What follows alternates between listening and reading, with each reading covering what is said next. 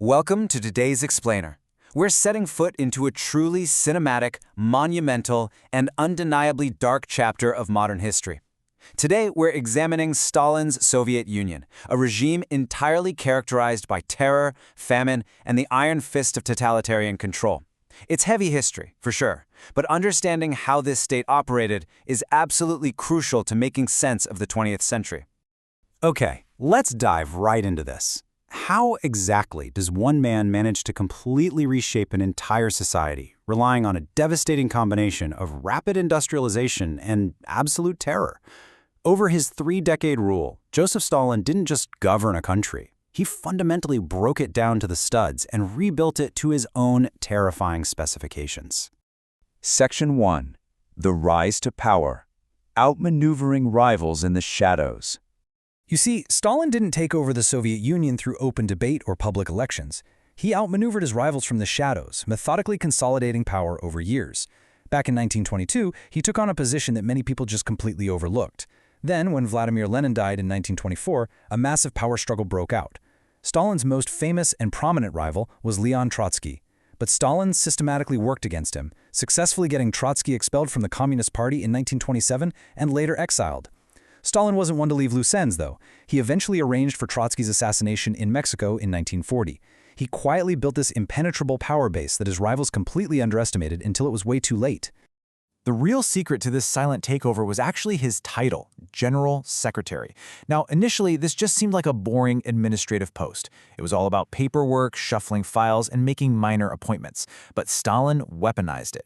He used the position to place his loyalists in key regional posts throughout the country, bypassing party debate entirely to establish a personal dictatorship, one that was built on patronage, heavy surveillance, and a rapidly growing sense of fear.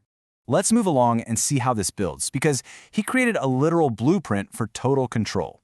First, as we just talked about, he secured the political machinery by putting loyalists in those regional posts. Then, he shifted his focus to the population itself, targeting specific groups like wealthier peasants and officially labeling them as class enemies. Finally, to secure absolute unquestioned obedience at the top, he engineered public show trials of the very same Bolsheviks who helped found the Soviet state in the first place. Section 2. Industrialization and the kulaks. The drive for survival and domination. This next phase was driven by Stalin's intense ideological conviction, mixed with some deep paranoia about external threats. By the mid-1920s, he looked out at the world and saw a terrifying gap. On one side, you had an economically backward Soviet Union. On the other side, rapidly industrializing Western capitalist powers. Stalin viewed this disparity not just as a tricky economic problem, but as a literal existential danger. He genuinely believed that if the Soviet Union didn't catch up immediately, it would invite foreign invasion or completely collapse from the inside. So, to close that gap, Stalin decided the existing economic system had to go. Back in 1921, Lenin had introduced the New Economic Policy, or NEP, which actually allowed for some small-scale trade and limited private enterprise to help revive the shattered Russian economy. But Stalin completely rejected it. For a state facing hostile capitalist enemies all around, he thought the NEP was way too slow and far too concessive to capitalism. Instead, he demanded rapid, forced industrialization. But here's the catch. To force that kind of massive industrialization, he needed absolute control over agriculture to feed the growing cities and fund his new factories. This meant eliminating the kulaks. Just imagine centuries of your family's traditional village life and hard work being criminalized overnight. These were slightly wealthier peasants who were instantly branded as class enemies because they were viewed as obstacles to the state's grain requisition plans. Under Stalin's orders, the kulaks were targeted for absolute destruction, mass deportation, or execution. It marked a horrifying shift toward extreme coercion in the countryside. Section 3. Collectivization and the Holodomor. The human cost of the 5-year plan. Now, what's really interesting here is the massive disconnect between state propaganda and grim reality. Beginning with the first 5-year plan in 1928, Stalin pushed to exponentially increase coal, steel, and machinery production. The government loudly touted these coals, or state-run farms, as glorious socialist achievements, claiming they were hitting these wildly unrealistic production quotas ahead of schedule. But the reality on the ground?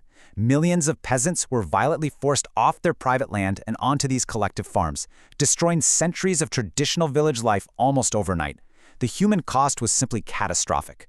Of course, people resisted. And in Ukraine, Stalin's response to that resistance was the Holodomor, also known as the Terror Famine, which took place between 1932 and 1933.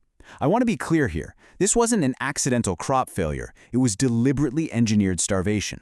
Even as the local population was literally starving to death in the streets, the state's harsh grain quotas remained unchanged, and the Soviet government kept exporting grain abroad just to fund its industrialization.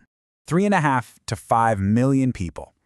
That is the estimated number of Ukrainians who perished during this entirely man-made, engineered famine. The scale of the cruelty is almost impossible to wrap your head around. Section 4. The Great Purge, Show Trials, and the Secret Police.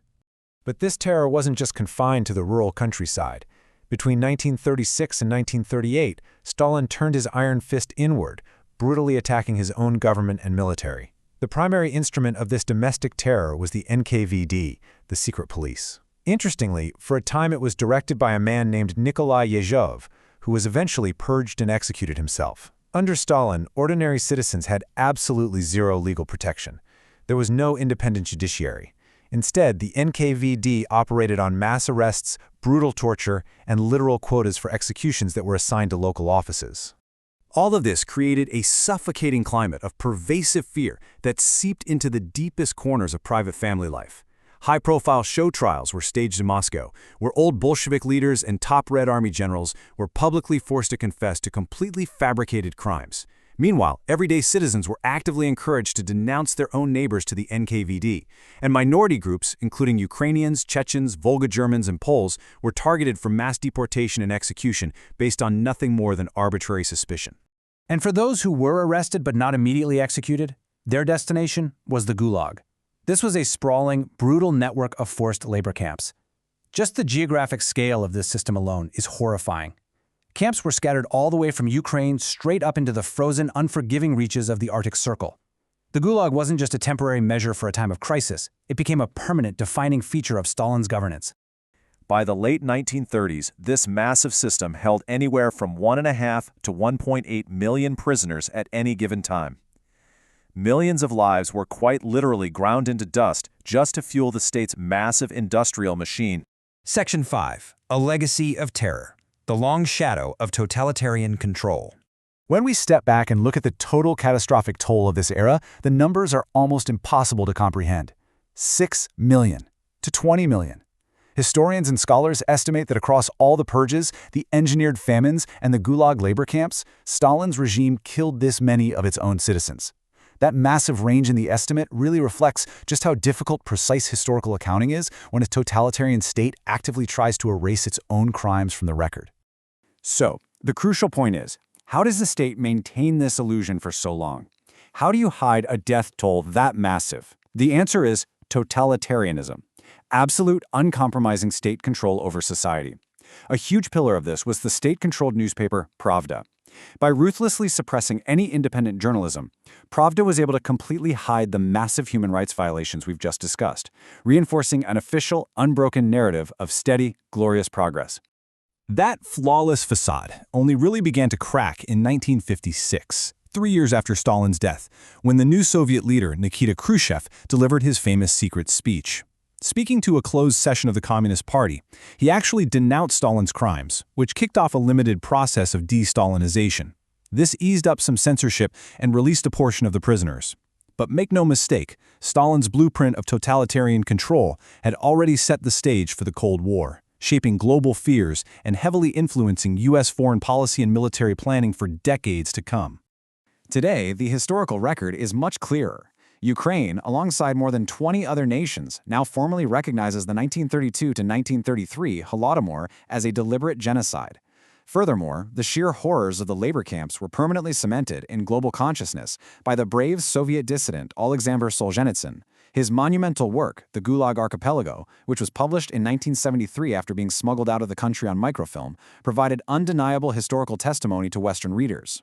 We've seen how Stalin weaponized a massive bureaucracy, completely silenced the press, engineered mass starvation, and utilized pervasive terror to reshape an entire hemisphere. But as we close out this explainer, I want to leave you with a provocative thought to chew on. Looking at modern authoritarian regimes across the globe right now, how do the shadows of Stalin's totalitarian blueprint still shape our world today? Thank you so much for joining me for this explainer. Keep questioning, keep learning, and I'll catch you next time.